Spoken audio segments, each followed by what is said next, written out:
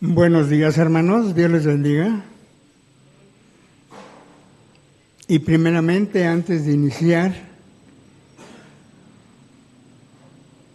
¿por qué estamos aquí? Estamos por el amor de Dios, porque nos dice que Dios nos amó primero.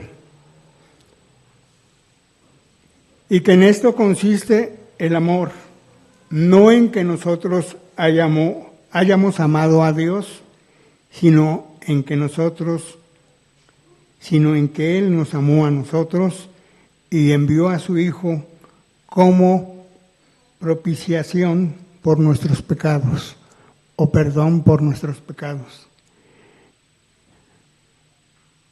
El amor es algo que Dios nos da en abundancia cuando le buscamos, y es algo que como humano podríamos decir que te hace más humano, más sensible, tanto de corazón como de acciones. Y hoy es un día esplendoroso, es un día maravilloso para darle la gloria, la honra a Dios y a nuestro Salvador. Hoy es un día que muchas veces, si lo pensamos, es un día así como de fiesta, alegría, reunión, comida, como de esos placeres que nos contaba Salomón, ¿sí? Le damos placer al cuerpo, pero hoy también podemos darle placer al espíritu, a nuestra alma. Y a través de esto que ha sucedido en esta primera venida de nuestro Señor Jesucristo, y que ya se cumplió, porque ya estuvo entre nosotros, pero nosotros como cristianos también esperamos su segunda venida. Igualmente hay muchas promesas en la Biblia, en la palabra de Dios, que cuando Él venga nos va a llevar.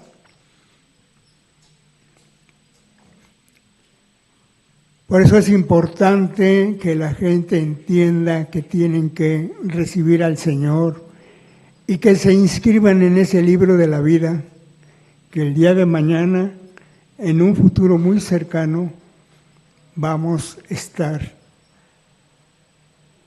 ante la presencia del Señor, ante ese juicio que nos espera a toda la creación, a toda la humanidad. Y pues vamos a orar, hermanos. Dios Padre bendito, gracias Señor porque nos has permitido, pues más que festejar, adorar a nuestro Salvador el día de hoy, y que tú también nos das la sabiduría y el conocimiento a quien tenemos que adorar, no al mundo, sino a tu Hijo amado, Señor. Gracias, Padre, porque nos permites discernir lo bueno de lo malo. Sabemos que los placeres en la carne, pues, nos encantan, pero hay otro tipo de placeres, Señor, y tú mismo nos los has dado, que podemos disfrutar de nuestra familia, de nuestros amigos, de nuestro Salvador, de ti, Señor.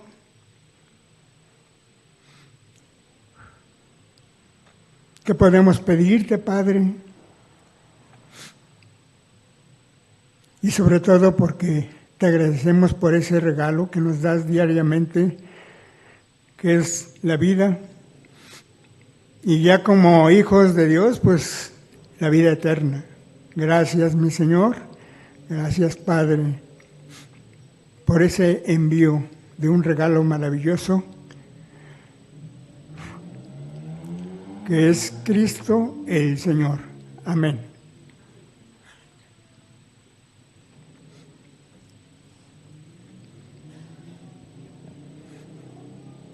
Bueno, hermanos, pues vamos a iniciar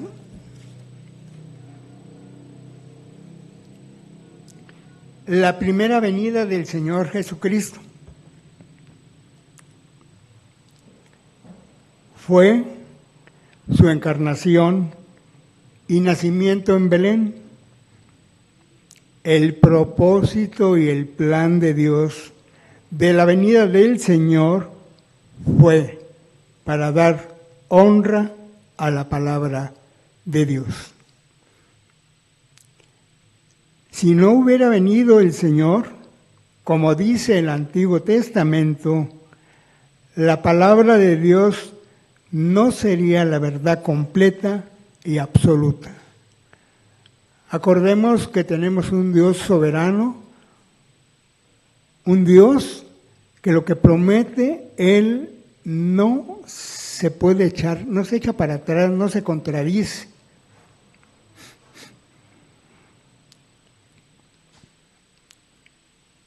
Él no dio palabras proféticas ni salmos, porque el tiempo había llegado, ya que durante 400 años antes del nacimiento del Señor Jesucristo, Dios guardó silencio. Un día apareció e hizo un anuncio bastante significativo. ¿Cuál fue el mensaje que obligó a Dios a romper su silencio? Las Escrituras hablaron de un Salvador que liberaría al mundo de la esclavitud del pecado, establecería el reino de Dios en la tierra. ¿Cuál fue esa profecía?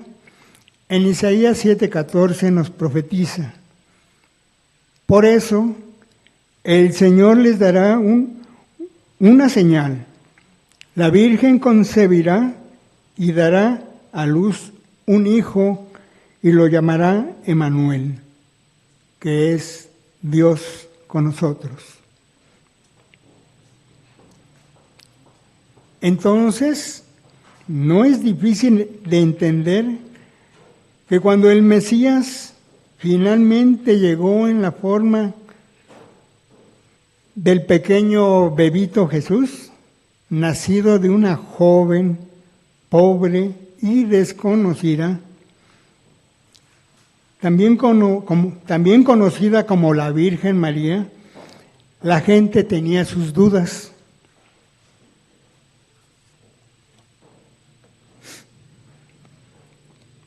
Ciertamente, este no podía ser el Salvador del que hablaron los profetas. Después de todo, de todos los lugares del mundo en los que podría haber nacido, el bebito Jesús nació en un pesebre.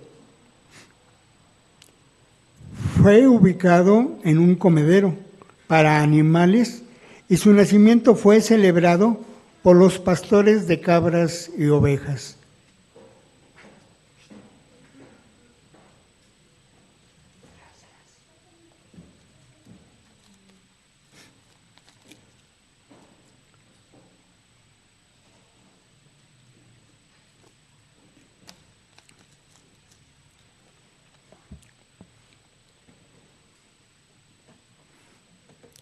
Esos lugares no eran apropiados para el Rey de Reyes, ¿o sí? 700 años después de la profecía que hemos leído, el pueblo judío estaba viviendo bajo la ocupación de los romanos y pagaban tributo al Imperio Romano.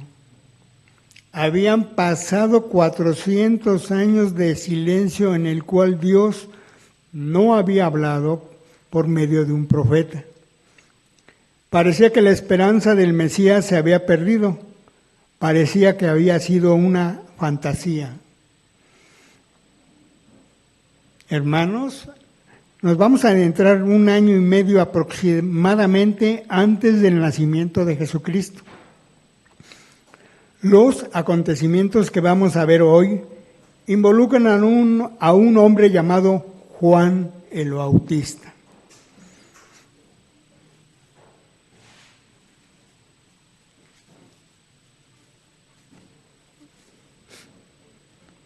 Y todo comenzó con una pareja de ancianos estériles que nos recuerdan a Abraham y Sara.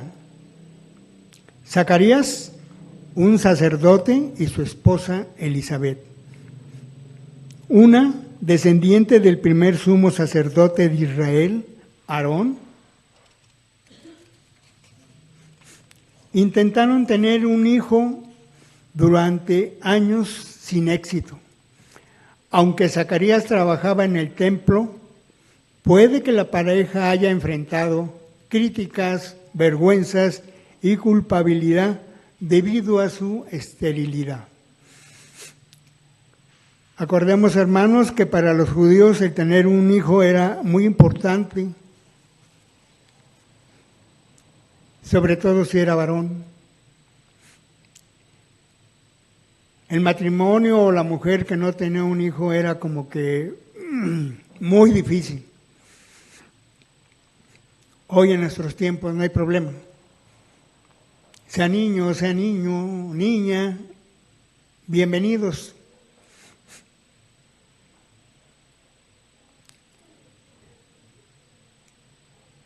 Y luego un día un ángel llamado Gabriel se le apareció a Zacarías y le dijo que se preparara para tener un hijo. Él y Elizabeth lo llamarían Juan. El niño le daría alegría a sus padres, sería grande ante los ojos de Dios y prepararía el camino y al pueblo para el Mesías. Recordamos que Elizabeth y María eran primas. Primera de Juan 1:6-9.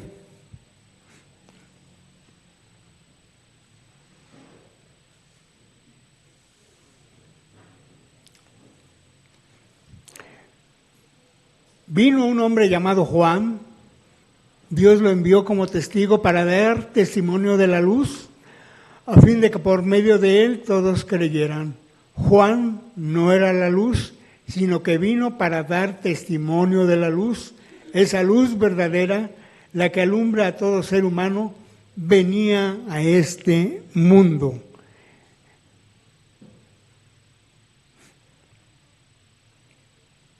Entonces las Escrituras nos dicen que Juan el Bautista era el que pregonaba que venía un Salvador. Y volvamos otra vez con el ángel Gabriel, que por supuesto también encontró con el escepticismo de María cuando hizo el segundo anuncio. ¿Cómo puede ser?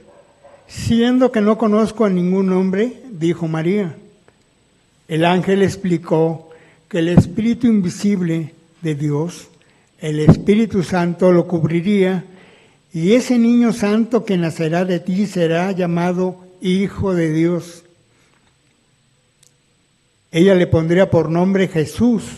María aceptó la palabra del ángel y confirmó su voluntad de servir a Dios y meditó sobre el futuro nacimiento de Jesús.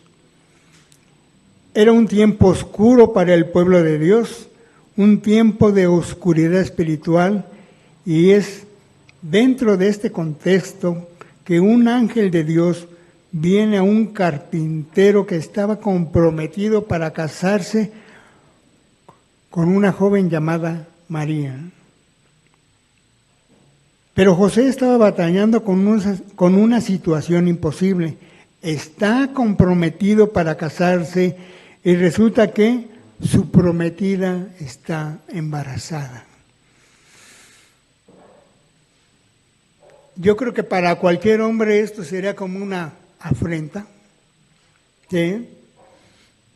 Que una de dos iría sobre ella y la golpearía, o le reclamaría, o harían muchísimas cosas que como humanos nos dejamos llevar por nuestra ira, ¿sí? Imagínate, estás comprometido y resulta que tu prometida está embarazada. Eso sería algo inconcebible en este mundo.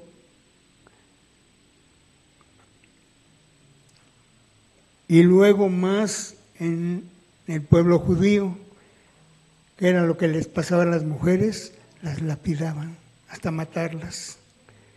Y eso era algo terrible. Por eso José lo pensó antes de actuar.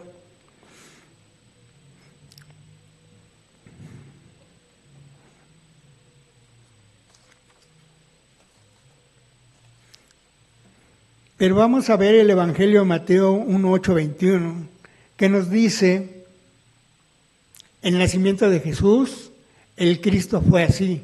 Su madre, María, estaba comprometida para casarse con José, pero antes de unirse a él, resultó que estaba encinta por obra del Espíritu Santo.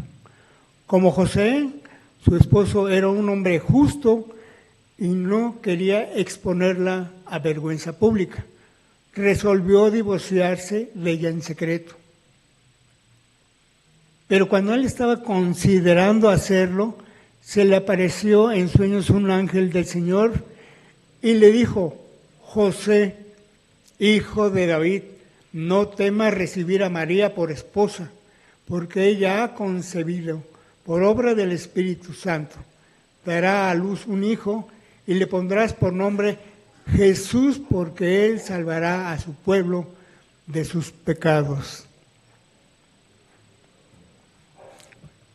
Cuando leemos el relato sobre estos increíbles acontecimientos, podemos imaginarnos la gran cantidad de emociones que María estaba sintiendo, al igual que José y su prometido.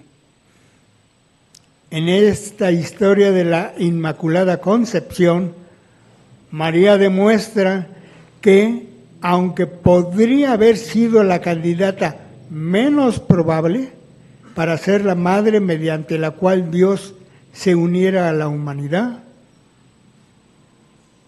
pero Dios Padre lo hizo así, para que no hubiera duda de que su mano estaba dirigiendo todo. Él hace posible lo imposible.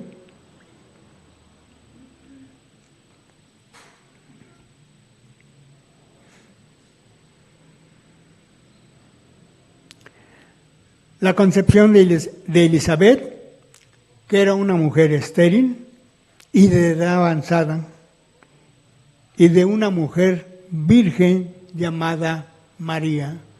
Él hizo posible el Señor estos dos milagros de Elizabeth y de María.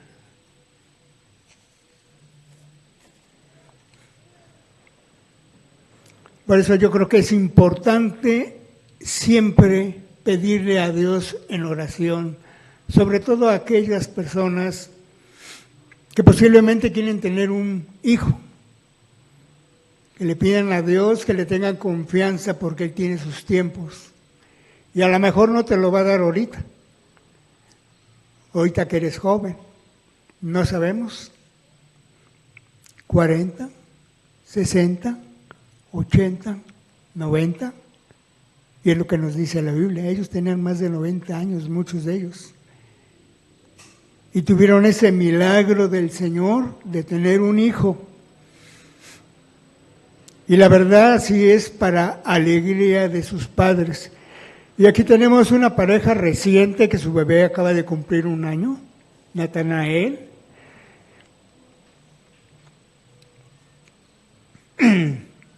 Y a lo mejor mi hermana no era estéril, pero por lo que yo sé, creo que tenía problemas en embarazarse. Pero al final de cuentas, Dios fue misericordioso y le concedió que se embarazara y que tuviera su hijo.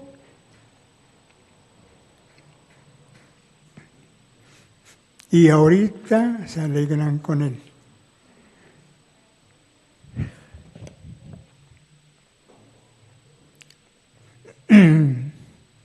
Los anuncios del nacimiento milagroso de Dios son solo el comienzo de una increíble historia orquestada por Dios. pero también registrada en los evangelios de Mateo, de Marcos, Lucas y de Juan. El Señor se serviría de quienes pertenecían a los estratos más bajos de los pobres e invisibles para crear su nuevo orden mundial. Y ahora, hermanos, vamos a ver el propósito de la venida del Señor Jesucristo.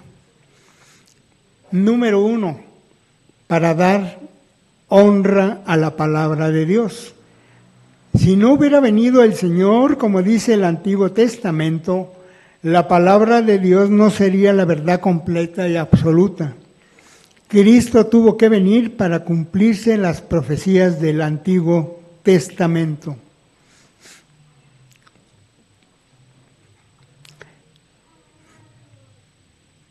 Isaías profetiza: porque nos ha nacido un niño, se nos ha concedido un hijo, la soberanía reposará sobre sus hombros y se le darán estos nombres: Consejero admirable, Dios fuerte, Padre eterno, Príncipe de paz. Miqueas nos profetiza de que Jesús nacerá en Belén. Miqueas 5:2, pero de ti, Belén Éfrata, pequeña entre los clanes de Judá, saldrá el que gobernará a Israel. Sus orígenes se remontan hasta la antigüedad, hasta tiempos inmemoriales.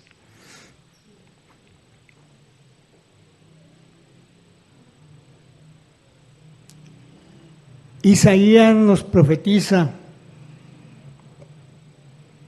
que Jesús, el Hijo de Dios, es condenado a morir entre delincuentes. Por lo tanto, le daré un puesto entre los grandes y repartirá el botín con los fuertes, porque derramó su vida hasta la muerte y fue contado entre los transgresores, cargó con el pecado de muchos e intercedió por los pecadores. El rey David, más de 1000 años antes, predijo en los Salmos 22:16: como perros de presa me han rodeado, me han cercado una banda de malvados, me han traspasado las manos y los pies.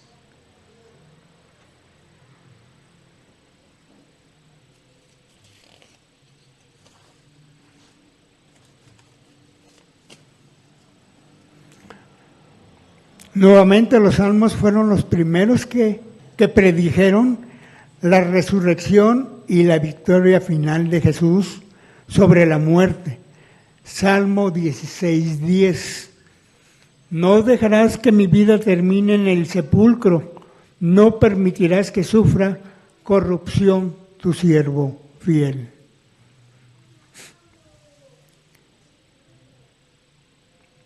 Salmos 49:15: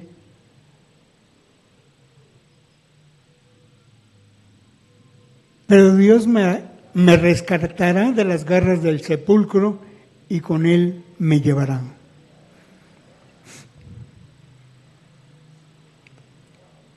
Número 2. El propósito es para alumbrar las tinieblas del pecado en el mundo. Cristo vino para enseñarnos la condición de nuestros corazones y vidas. Su vida perfecta nos enseña que somos pecadores y que hemos pecado, pero hay esperanza. Nos enseñó que el pecado nos conduce a la muerte y una vida en tinieblas nos aparta de Dios. Yo soy la luz que ha venido al mundo para que todo el que crea en mí no viva en tinieblas. La número 3, para buscar y salvar lo que se había perdido. El Señor Jesucristo no quiere que ninguno perezca. Por lo tanto, en nuestro lugar, Él murió en la cruz. En nuestro lugar, Él tomó nuestro castigo y en nuestro lugar el Señor pagó nuestra deuda eterna con el Padre.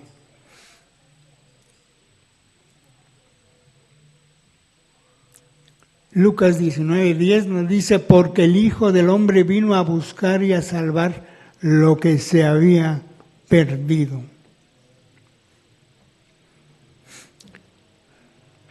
Número 4, para llamar a pecadores al arrepentimiento. Recordemos que el arrepentimiento es reconocer la condición del corazón pecaminoso y renunciar al pecado que nos separa de Dios. La Biblia nos enseña que no somos salvos por nosotros mismos o por nuestras buenas obras o porque hemos dejado de pecar. No, sino somos salvos por la gracia de Dios.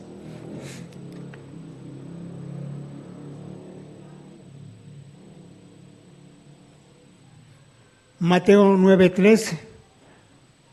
Pero vayan y aprendan esto. Lo que pido de ustedes es misericordia y no sacrificios, porque no he venido a llamar a justos, sino a pecadores. Número 5, para ser mediador de entre el hombre y Dios. Dios tiene una disputa con nosotros a causa del pecado. Sin mediador, estamos destinados a pasar la eternidad en el infierno, ya que es imposible salvarnos a nosotros mismos de nuestro pecado. El pecado es la transgresión de la ley de Dios y la rebelión en contra de Dios. Somos pecadores y Dios odia el pecado, y el pecado está entre nosotros y no hay justo ni aún uno. Primera de Juan 3, 4, 5. Todo el que comete pecado quebranta la ley. De hecho, el pecado es transgresión de la ley. Pero ustedes saben que Jesucristo se manifestó para quitar nuestros pecados y Él no tiene pecado. Muchos de nosotros sabemos que nuestro Señor es santo, santo, santo. Y por eso nos pide que no seamos pecadores, que seamos santos, para que podamos estar ante su presencia, ante sus pies. Eso es lo único que nos pide. Sabemos que como humanos nos cuesta mucho trabajo ser limpios. Y a veces es difícil, hermanos, mantener una santidad. Difícil, pero no imposible. Tenemos a alguien que podemos imitar. De Él estamos hablando, de nuestro Señor Jesucristo. Y posiblemente digamos uno, sí, pero yo no soy el Señor. Sí. Pero como dirían, échale ganas. El día de mañana no sabemos.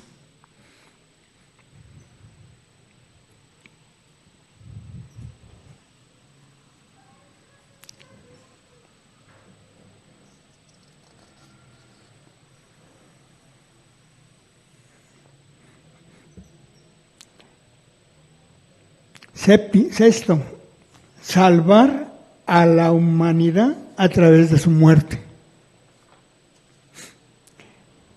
Él había de ser el Cordero de Dios, el sacrificio adecuado para los pecados de su pueblo Israel y por los pecados de toda la humanidad. La sangre del Mesías había de ser ofrecida para el perdón de pecados. En Juan 1:29, al día siguiente Juan vio a Jesús que se acercaba a él y le dijo, aquí tienen al Cordero de Dios que quita el pecado del mundo. Amén. Y la séptima, para dar vida eterna a los que creen. Esto lo confirma su resurrección. Por eso tenemos que confiar en la promesa de vida. de esa salvación eterna. Juan 5:24, ciertamente les aseguro que el que oye mi palabra y cree al que me envió, tiene vida eterna y no será juzgado, sino que ha pasado de la muerte a la vida. Ciertamente les aseguro que ya viene la hora y ha llegado ya en que los muertos oirán la voz del Hijo de Dios y los que la oigan vivirán. Amén. Pues ciertamente, hermanos, en este mundo hay muchos muertos que no oyen ni ven, están sordos, se tropiezan, se caen. Y no hablo de los que descansan en paz, sino de los que andamos en el mundo como muertos vivientes, sin camino, sin destino, que no creemos en nada, que creemos más en el mundo. Y eso,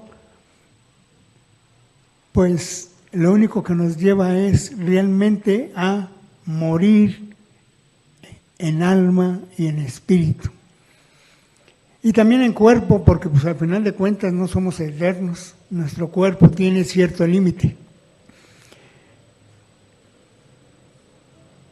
Y esto de los muertos me viene a la mente, pues esos programas de televisión, ¿verdad? De los zombies que andan ahí y todos. Pero lo que más me cae en gracia es que luego de repente me los ponen, pero súper rapidísimos para hacer el mal. Nosotros como ya creyentes, hijos de Dios, deberíamos de ser rapidísimos para llevar el Evangelio así, para llevar vida.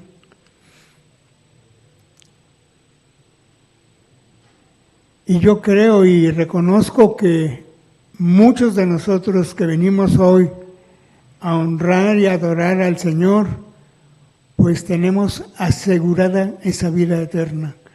Así que, hermanos, que no decaiga el ánimo, esperemos la segunda venida de nuestro Señor Jesucristo, que es la esperanza que tenemos en este mundo.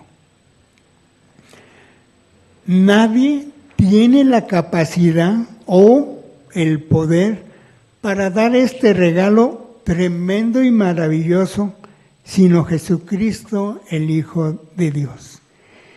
Y hablando de este regalo maravilloso de Dios, hoy estamos ante una de las tradiciones importantes del año en el mundo, Navidad.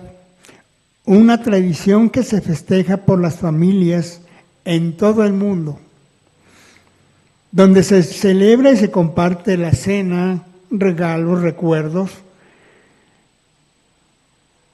la alegría de un corazón abierto y sensible.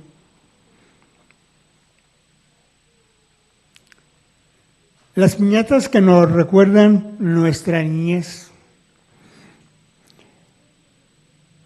Yo sí, hermanos, les voy a decir, yo sí era fanático de las piñatas en mi tiempo, me encantaban. Posada que había, posada que trataba de ir. Y les debo de decir que cuando rezaban, porque era lo que decían, ¿verdad? Rezaban, me aburría. Yo lo que quería era romper la piñata y vámonos tendidos. Ahora lo comprendemos, posiblemente algunos sí vayamos a una posada, pero vamos con más conocimiento. A lo mejor podríamos ir como un poquito rejegos, porque pues no queremos participar en todo momento. Acompañar, sí, compartir, porque también tenemos que ser testimonios y ser luz. Porque muchas veces nos dicen, ay no vienen porque son hermanitos. Y la verdad, pues eso sí molesta, sí cala. Entonces tenemos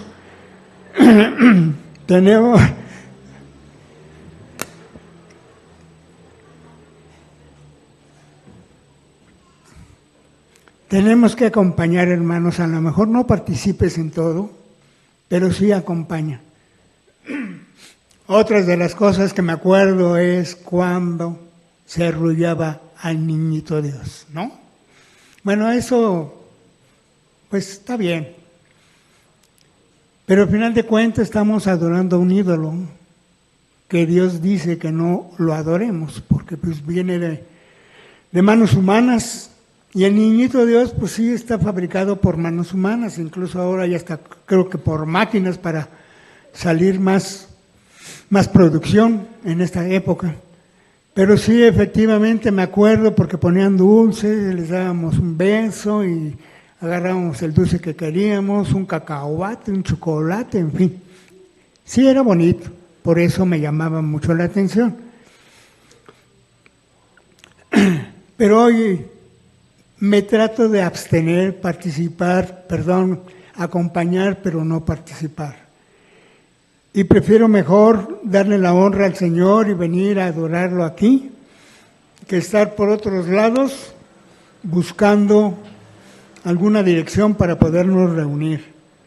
Es bonito las reuniones en familia, yo no digo que sean malas, pero si se presenta la oportunidad, hermanos, que seamos esa sal y esa luz que debe de ver el mundo, que aunque seamos hijos de Dios, creyentes del Señor, somos bien portados, hermanos. Muchas veces a mí me han ofrecido una copa y yo les digo, no, gracias. Y no por aquí alardear, simplemente no, ya no me sale de la carne ni del alma, ya dejé eso hace mucho tiempo, ya no le hago a eso, ya pasó. Pero le agradezco al Señor porque también eso te da paz a tu cuerpo, paz a tu alma. Ya no vas a llegar en ese momento en que muchas veces cuando ya estás muy alegre, pues a veces te pasas de listo, ¿no? Con la familia, y por eso muchas veces las familias discuten y se separan porque cuando hay alcohol de por medio, salen los recuerdos pasados. ¿Te acuerdas que te presté? ¿Te acuerdas que te di y que no me lo has devuelto? Sale todo, así como salen buenas cosas, salen malas cosas. Y por eso, como dicen, que haya un loco y no dos. Entonces, abstente y que nada más quede un loco, pero no dos. Y pues vamos a continuar. La celebración de la Navidad se hizo popular y se comercializó. Los negocios comenzaron a darle importancia al ver el aumento de sus ventas. A pesar de no ser una fiesta religiosa, es un tiempo donde se manifiestan la humanidad y la benevolencia. Es un tiempo propicio para resaltar 3 gracias cristianas: confianza, generosidad y santificar la pobreza. Confianza. Esto es que Dios cumple lo que promete. Bueno es confiar en su palabra. Nuestro Dios cumple todo cuanto promete. Nuestra sabiduría y más excelente negocio es confiarle siempre en el Dios que dio a su Hijo y el Hijo que dio su vida. A Él tenemos que confiarle todo.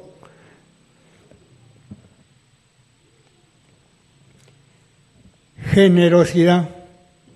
Dios se hace vocero a favor de aquello en nuestro medio que no se pueden ayudar a ellos mismos, o nos manda a ayudarlos en el nombre de Cristo.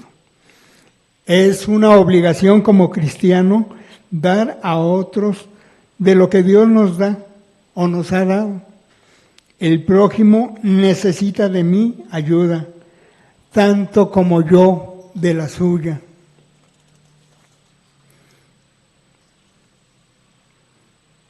Cuando damos, es como si sembrásemos para luego cosechar. El generoso será bendito porque da de su pan al pobre. Eso sí se los doy, Proverbios 22:9.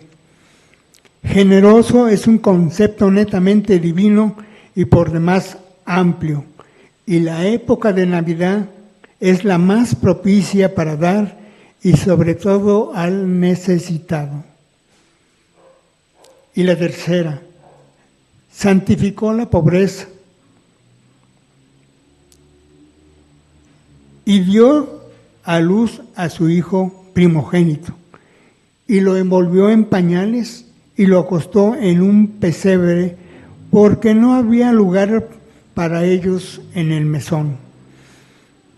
Llegó el momento del parto. Rápidamente hay que buscar dónde acostar a la mujer y traer a luz al niño. ¿Quién vino a salvar a los hombres? Quien vino a salvar a los hombres es enviado en su primera acostada a echarlo con los animales. Lo acostó en su pesebre. Su hotel fue un pesebre y su cama un montón de paja. Esa fue la extraña cuna del Rey de Reyes y Señor de Señores. Pregunto, hermanos, ¿esos lugares no eran apropiados para el Rey de Reyes? Por supuesto que no, hermanos. Por eso el Señor santificó la pobreza. ¿O qué? ¿No debemos de quejarnos cuando Dios nos llame a una condición donde tengamos necesidades temporales? Si consideramos debidamente este humilde ejemplo, no debiera haber nada que nos produzca descontento o queja. Sea como sea que se decida celebrar o no la Navidad, podemos ver que es una ocasión favorable para realizar 3 gracias cristianas: confianza, generosidad y santificar la pobreza.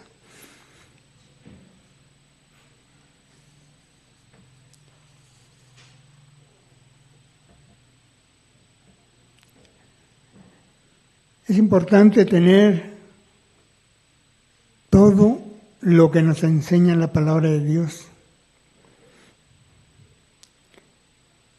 porque también hoy en este día, es tiempo de celebrar el nacimiento de Cristo. Nos dice la Biblia que los ángeles mismos lo celebraron con un canto. Gloria a Dios en las alturas y en la tierra paz entre los hombres en quienes Él se complace. Cuando el Señor nació, el cielo festejó. Los ángeles lo hicieron con un canto, y siendo los ángeles mensajeros de Dios y que solamente hacen lo que Dios les manda, podemos inferir o pensar que Dios también celebró el nacimiento de su Hijo. Pero ¿qué creen, hermanos? Que si no hay adoración en nuestra celebración navideña, nuestro festejo es hueco o mundano. Los magos vinieron a adorar, no a celebrar. Los pastores vinieron a adorar. Y si vas a celebrar la Navidad, celébrala para la gloria de Dios. Amén, hermanos.